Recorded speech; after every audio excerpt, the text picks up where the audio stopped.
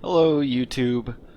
So, we're back with another Dark Souls 3 episode, and we are continuing our post-commentary style recording. It'll just be this last episode, and then I switch to actually recording through my PS4 and not using my mic on my laptop, which was a goofy thing to do, but it was the only thing I could think of at the time.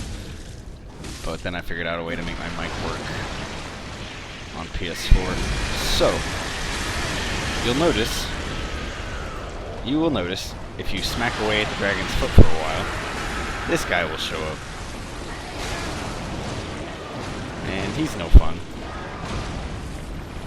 So get your torch ready, and try not to whiff.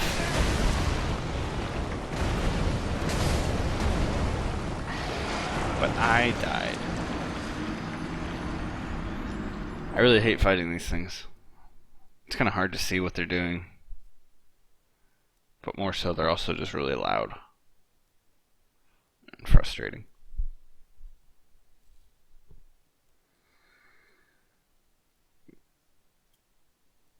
So on the plus side, we don't have to make that long trek again. Because actually, once you have made that Puss of Man appear, then both dragons for some reason go unconscious. Which I understand why the one on the right would, but I'm not sure why the white dragon. I don't know why he's out, but it's okay. So this kind of gives you an opportunity to now, if you want, go ahead and explore and pick up some items. You can always do that later. You can kind of see a little better because eventually these dragons will be gone.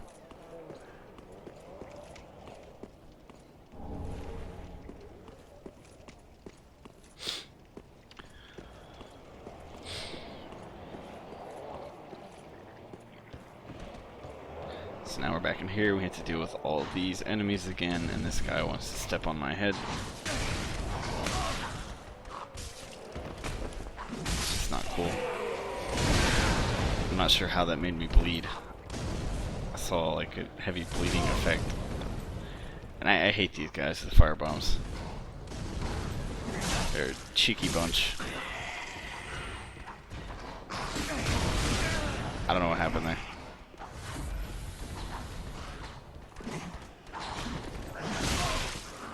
I kind of just go into YOLO mode here.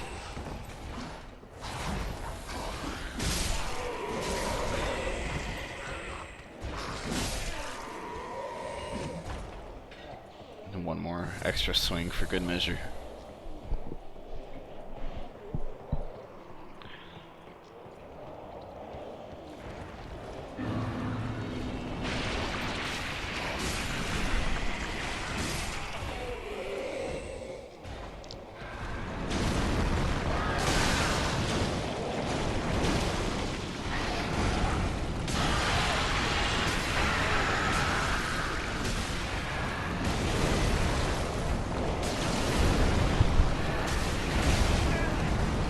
It's worth noting there is a short period of time when they won't get panicked by fire again.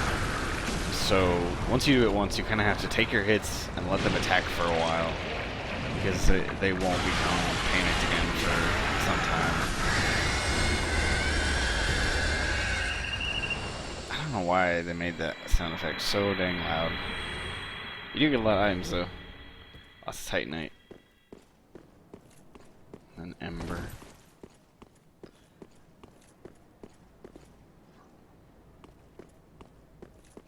Not much to do out here. So we gotta go around this way. And there are some enemies laying in wait. Or I thought there were. Never mind, I lied. They must have come in already. And you can drop down that way. No real reason to.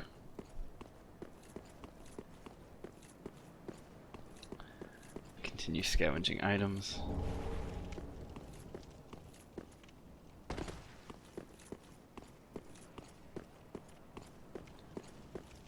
And then at this point, I think I was a little confused on where to go next, but you definitely want to go up the stairs in that big dark room that I was in.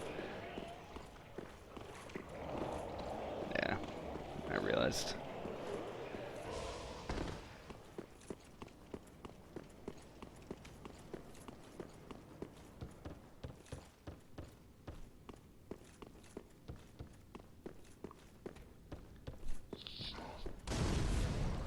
got cool kid throwing fire bombs. Point blank range too. And there are some items to be found over here. And I thought that was a screamer at first, but I was wrong. But there is a lantern guy to be taken care of. And he did not quite get their attention. I think it was close though. And there's some more hollow kind of thieves out here. I totally missed them at first. I was looking around because I knew there was someone out here, but I couldn't remember where they were.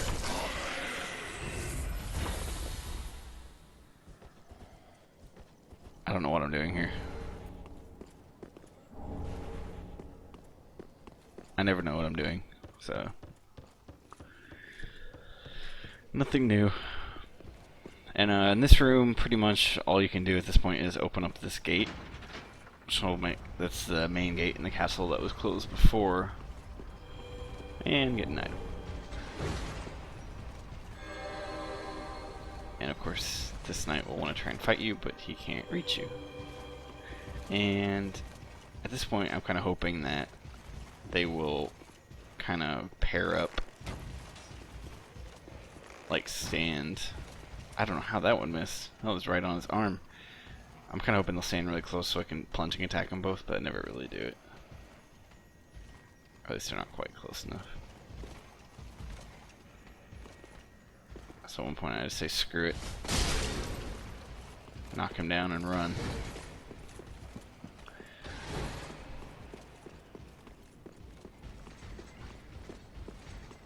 So there's actually a second knight downstairs. It's not likely he would have seen me, but he could have. So I didn't want to try and fight two of those knights while also having to worry about, you know, their two healers. I probably should have taken that elevator first, but honestly the elevator leads to the first room in the castle where that one knight is standing with his priests. So that's not exactly a safe place to go either. So I figure I'll just climb up here and hope that he goes back to his kind of location. And the item I missed is right down there in that corner. I think I looked right at it. I completely missed it. Unfortunately, at the time of recording this, I've already played through the majority of the game. I'm pretty far ahead. So it'll be several episodes from now that you see me go back and get these items that I'm realizing I missed.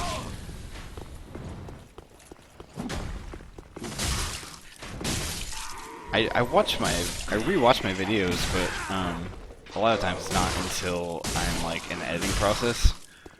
So like right now, I'm just now watching these videos, so I'm not likely to react to something I notice until much, much later. I might try and do better about that, like not record so far in advance in the future. Because I didn't really think about that, like the feedback that I would get from watching my own stuff.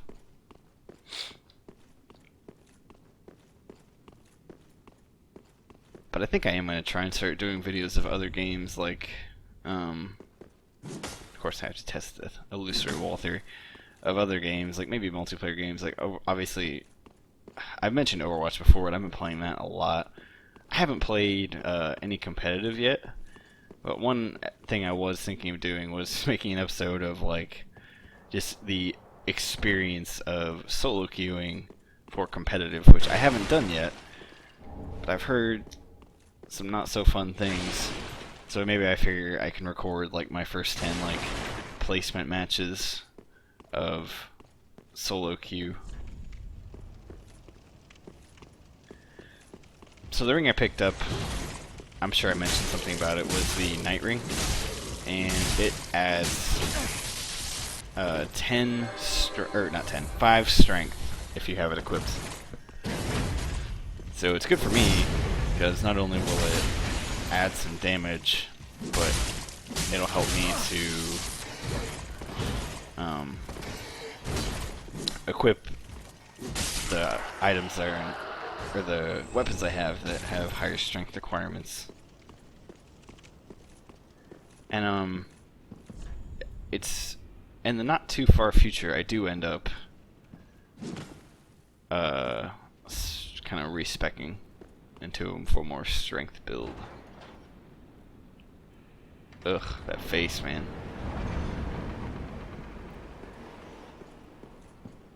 So this is definitely not a mimic.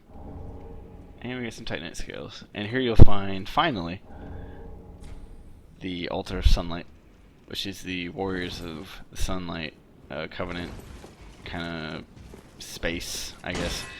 You can offer up your sunlight metals that you found. Here we're going to go ahead and hop on the elevator just to get it moving.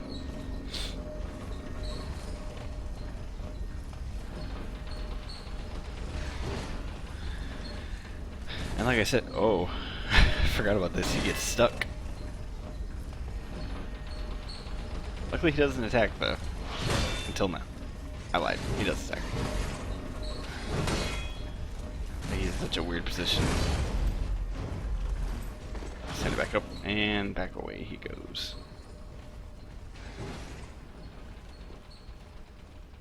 So, yep, just trying to deduce whatever happened there. It scared me to death, honestly.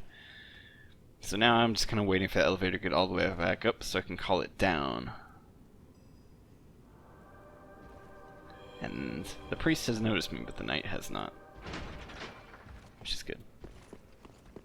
So now we're just going to make a run for it back to the bonfire. Because at this point you'll notice I have quite a few souls.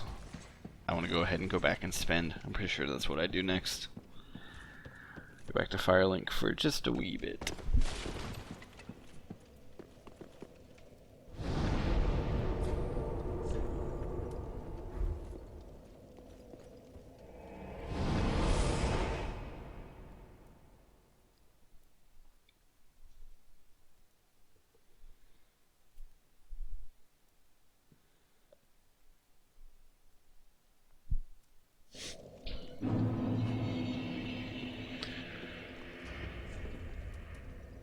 So at this point, I think I do a little bit of kind of like customization, upgrading things, kind of take a look at what I have,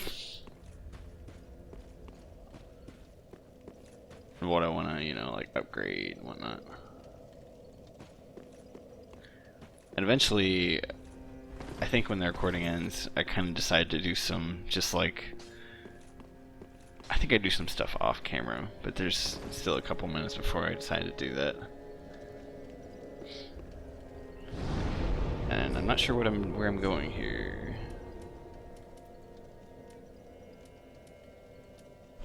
Where am I going?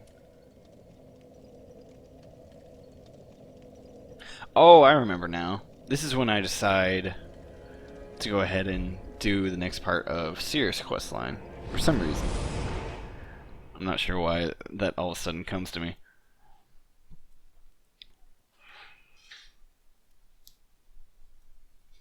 But I wasn't sure if I could fight if I could do the next part of her questline at this point. I kind of just went to go check. This part actually triggers, I think, once you have defeated all of the first 3 Lords of Cinder. I think once you do that, Sirris summon sign will appear right outside of the Pit of Hollows, where the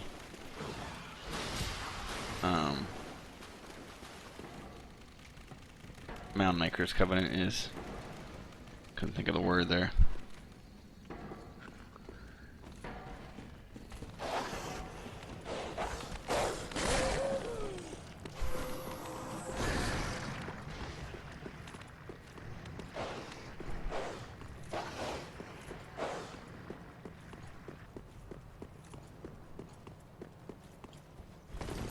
So at this point, the recording's about to end. So we check here, and yes, we can go ahead and be summoned, but I want to go ahead and end this recording, start a new one, and then go ahead and do the fight. So I'll be right back. Okay, we're back, and ready to go help out Sirris. So, getting to this quest, for most people playing the game only would figure it out by looking it up online. I finally found you. Just as I promised, Grandad. Remember? Anyway, so you can find this to actually figure out about this quest line. You can go talk to the Shrine Handmaiden, and if you buy, she will have one budding green blossom. And if you buy it, or actually you don't even have to buy it, you can look at the item description, and it has a note from Sirris saying that she's going to the pit to find grandfather, which her grandfather, as you can see here, is Holy Knight Hodrick. And that kind of implies that maybe her grandmother is a Shrine Handmaiden. But just some tips when you're fighting, when you're doing this fight. Don't let him aggro her for too long, because he can kill her pretty quick if he focuses her down. I mean, he can kill you pretty quick if he focuses you down, but I don't know if she uses Estus or not, but she can heal herself with spells. So, just, regardless, watch her health. Watch her health kind of closely.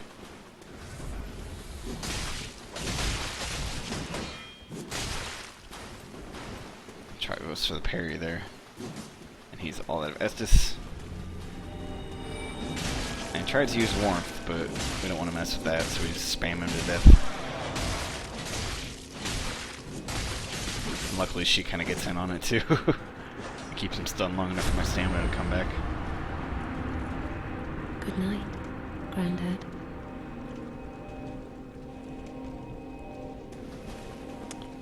Yeah, that's another example, I think, her intro speech to this fight, and there at the end, I think, you know, the voice acting in this game can be really good.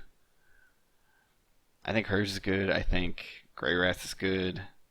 Sigurd. Patch is pretty good. You know. For how little dialogue there is in this game, it's done pretty well.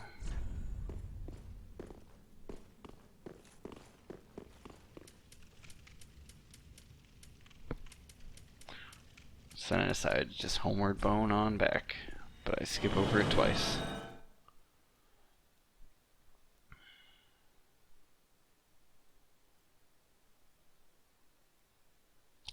And once you have taken out Hodrick here, you can actually go to his grave here in Firelink, which is kind of out in front. I've involved you in my sincerest thanks for you at last, my grandfather. But there is one last. Oh, I am most. And so she'll offer you wherever to take a vow here. Loyalty, blessing of them. I think it means you can summon her later in a boss fight, but I'm not too sure. It also means you can. It used to mean you could do Rosaria's Covenant without her getting mad, but now you can actually offer fingers or pale tongues to Rosaria's Finger Covenant to Respec, and she won't get mad. So anyway, at this point, I'm about to go do some like level up stuff, and I'm like, oh, I'll do that off camera, whatever. So I'll come right back when something interesting pops up. Okay, so I had stopped recording for a while, but I wanted to pick up for just a second to show you what was going on. Greyrat, I spoke to him, and he said he's going to go ahead and go on his next pillaging mission. And once you reach Lothric Castle, he'll go ahead and do it. And unfortunately, at this point, once you send him, he cannot. He will not survive. And it's really sad to do, but you kind of, to get the last set of items he can get, you kind of have to. So you can refuse if you just really don't want to see Greyrat go, but thank you for placing your trust in me. Don't you worry. I know Lothric like the back of my hand. So once, eventually, as I said, he will die in the Grand Archives, which is the next area we'll get to. And you find his body, and you can take his ashes and give them to the Shrine Handmaiden, and she will sell all of his items. Goodbye. Do stay safe, you. Plus the new things he picks up. So I'm gonna go back to doing stuff off camera. I will be right back. All right, so we're back. And I decided to go ahead and pretty much immediately after I stopped the last recording, I went ahead and decided to come over here to Rosaria's chambers, since we can safely use a finger without having to worry about Sirris getting upset. And you'll notice that that slug thing dropped Hazel set, which means that is probably Hazel. I think lore explanation is you can only offer so many fingers to Rosaria before you start to, you know, go crazy and be transformed, and apparently that's what happened to Hazel. And that's why you can see, like, oh, you can only do it 5 times during each lifetime.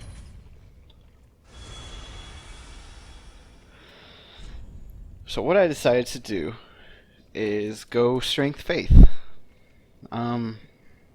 Yeah. So I put a bunch of points into Faith. Actually, a little too much. I put it up to 30. And to be honest, I probably should have left it at 25. But that's okay.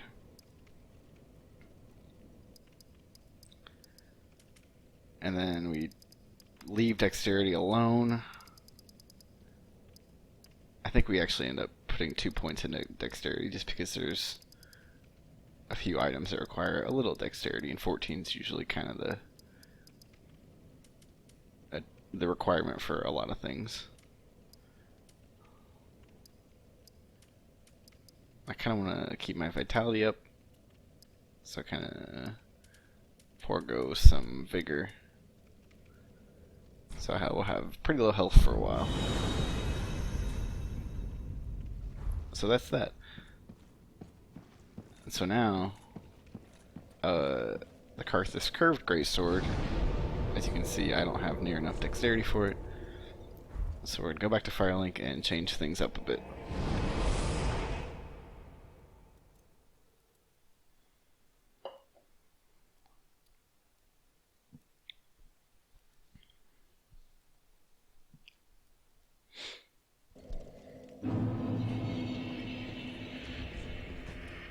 I can't even use the longbow I had equipped either. So we end up going crossbow eventually. I don't know if I equipped the Arbalist quite yet. It is the issue with Arbalist. It is rather heavy, but it's a very good crossbow for strength builds.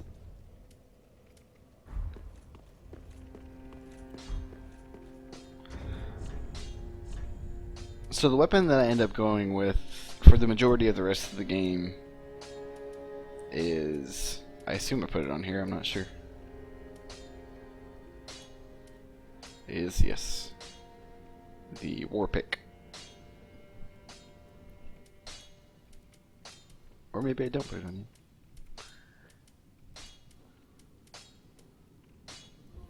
The pickaxe is also an interesting option, but it is a great hammer.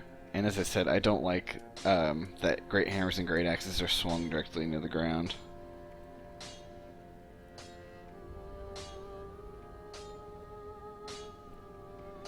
And of course the Dragon Slayer's axe is a good option, but obviously my dexterity isn't quite up to par yet. More or less with the Dragon Slayer axe, its damage is split between physical and lightning. And what I did, I went ahead and infused it with lightning so that it's mostly doing lightning damage. It's good for Strength Faith builds because it does get bonuses from both. I think it gets a dexterity bonus too. But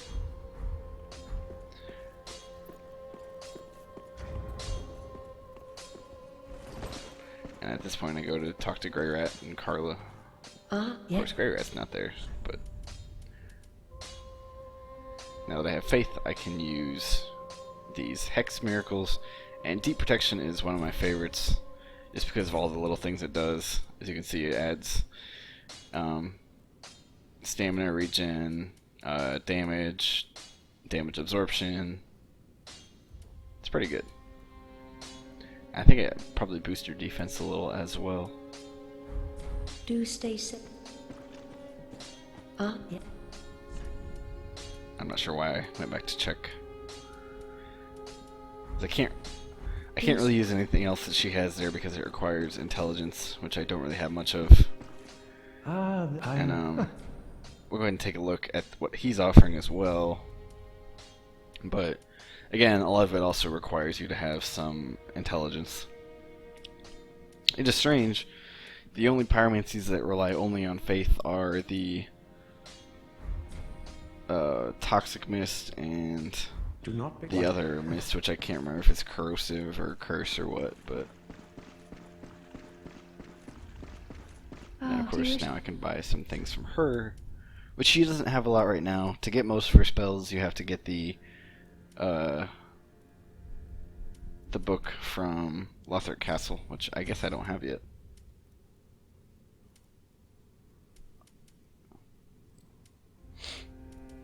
And Tears of Denial is good because it, like, anytime you take a life-ending hit, it'll leave you with just a little bit. It leaves you with 1 health, I believe, which is useful for PvE, but it's also useful for PvP. A lot of people thought it was pretty broken when it first came out in Dark Souls 2, and it did kind of change up the game a little bit.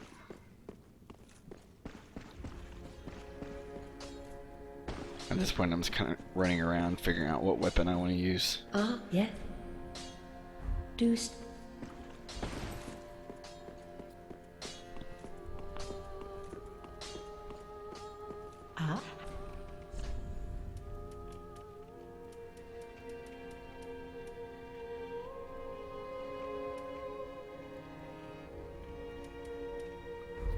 Ashen.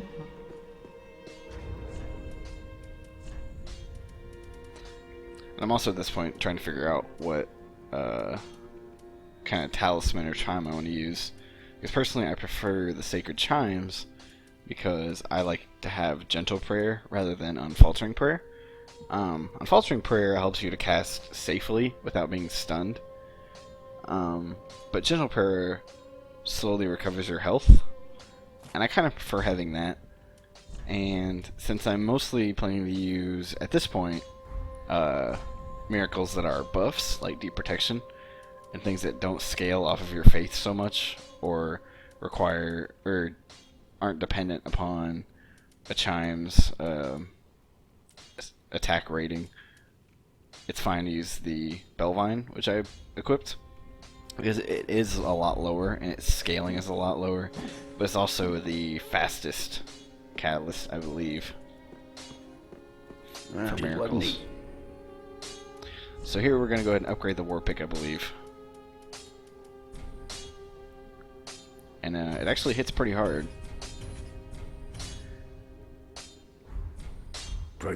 And Galvanize is useful in some situations.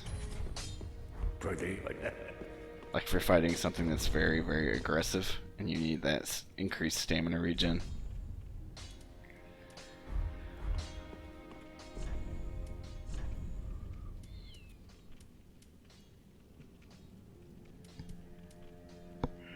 And of course I'm still looking at other options, such as the pickaxe.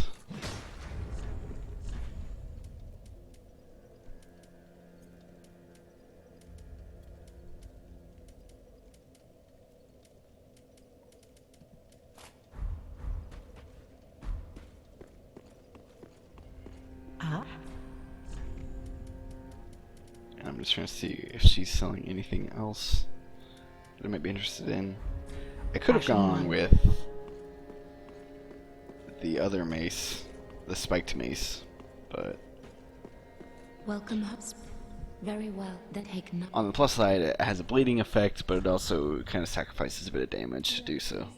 I prefer just to rely on flat damage and doing effects.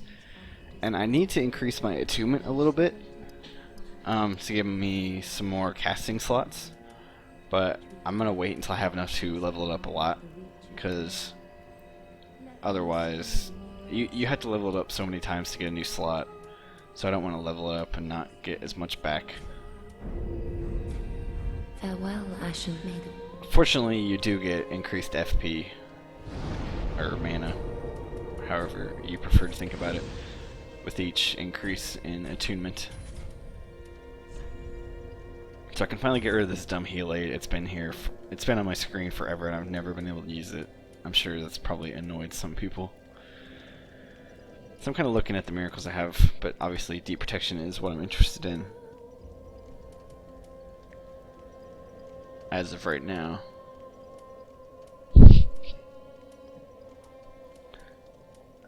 I'm going to want to add something with range later, like lightning spears or emit force or something. But as of right now, that's all I'm really going to change. It's going to take some more leveling to increase my attributes, and I'm going to have to find some more treasures. And so I do go ahead and put on the deep ring though, so I have an extra casting slot. And if you want another extra casting slot, you can buy the ring from Arena. So now I do have another ranged option, since I don't have anything else at the moment in Lightning Spear. But that's enough of me running around Firelink, wasting time, trying to figure out what I'm doing. I hope you enjoyed this episode. I'm going to go ahead and end it here, and we'll pick it up in the next one. So yeah, thanks for tuning in, guys. I'll see you in the next one.